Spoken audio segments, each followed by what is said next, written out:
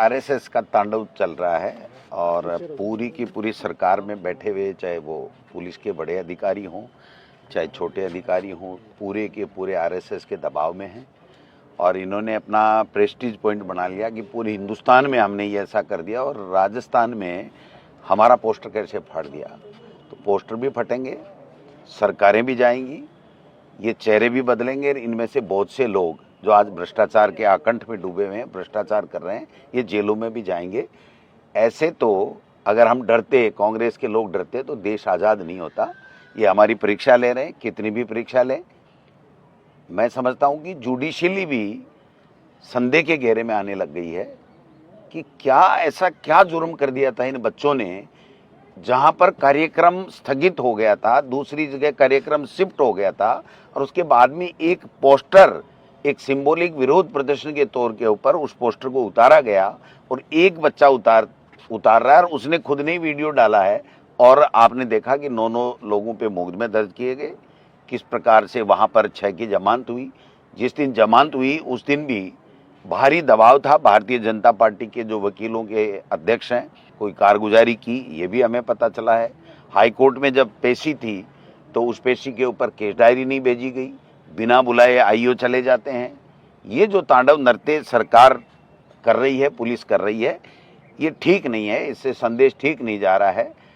हमारे एक कहावत है कि काकड़ी के चोर के मुक्की की मार होती है, इतनी ही सजा होती है, तलवार से उसका सर नहीं बांटा जाता। लेकिन इन्होंने तो मतलब आप देखिए, पोस्टर को, केवल एक पोस्टर को फाड़ने से 15 दिन से अंदर बैठा रखा है, मिलने दिया नहीं जा रहा है।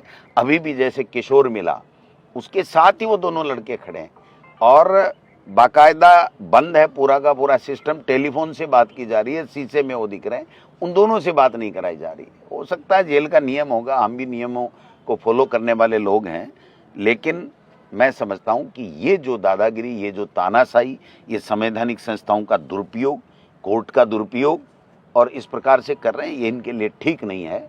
ये कुछ कमियां हमारी रह गई होंगी कि आरएसएस के लोगों को समय रहते हुए पहचान नहीं पाए होंगे, या जो जहां पर इन्होंने गलतियां की उसको हमने पीछा नहीं किया। लेकिन ये तो ना गलती करके भी बच्चों को हरेस करने का काम कर रहे हैं, परेशान करने का काम कर रहे हैं। और आज भी एक प्रतिष्ठा का सवाल बनाया हुआ है कि आरएसएस का पोस्टर कैसे फाड़ दिया।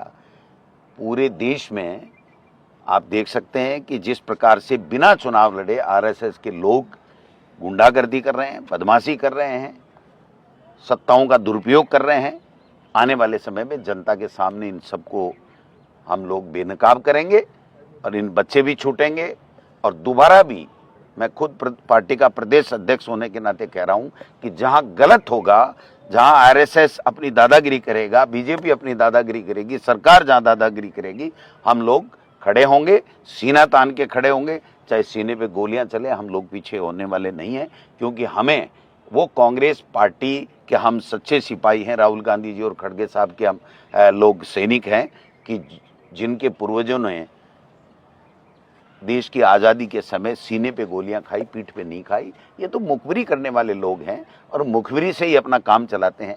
आरएसएस का कोई आदमी चुनाव नहीं लड़ता है और आज सत्ता का दुरुपयोग है। किसी बीजेपी के चुने हुए जनप्रतिनिधि, नेता, मंत्री, मुख्यमंत्री की नहीं चलती है। केवल और केवल राजस्थान के अंदर आरएसएस पर्दे के पीछे सरकार चला रहा है, जिसका खामियाजा इनको समय आने पर भुगतना पड़ेगा। मुख्यमंत्री तो बिल्कुल और बिल्कुल डमी मुख्यमंत्री है, बिल्कुल पपेट है, कुछ भी नहीं पता है उनको और उनके हाथ में कुछ है भी नहीं। जब उनसे कोई बात की जाती है, लोग बाग बताते हैं कि बात करते हैं कि साहब मैं क्या कर सकता हूं, या तो दिल्ली की पर्ची लाओ या भारतीय भवन की चिट्ठी लाओ। तो मैं समझता हूं कि ये बहुत गलत हो रहा है। कानून की धज्जियां उड़ाई जा रही हैं। सरेआम कुचामन में गैंगवा फिरौती मांग करके फिरौती नहीं देने पर हत्या कर दी गई। आज गंगानगर, चूरू, सीकर, झुंझुनू, जयपुर, सैकड़ों लोग, पुलिस पे कोई भरोसा नहीं है, इसलिए सैकड़ों लोग पैसे दे दे के अपनी जान बचा रहे हैं। आग्रह करना चाहता हूं देश के लोगों से, प्रदेश के लोगों से कि ये जो मॉडल आरएसएस का, संवैधानिक संस्थाओं का दुरुपयोग और विपक्ष की आवाज को, जायज आवाज को दबाने का जो खेला खेला जा रहा है, इससे किसी का भला नहीं होने वाला है। इससे तो ज्वालामुखी फटेगी और पता नहीं कितने लोगों के हाथ जलेंगे, पैर जलेंगे। एक सिस्टम को हाईजैक कर लिया आरएसएस ने, ये हमारी पीड़ा है और आम जनता की, आम लोगों की ये पीड़ा है कि ये काम करने का वादा करके आए थे, काम कुछ कर नहीं रहे हैं और केवल सरकारी संस्थाओं का दुरुपयोग करके विपक्ष की आवाज को दबाना चाहते हैं।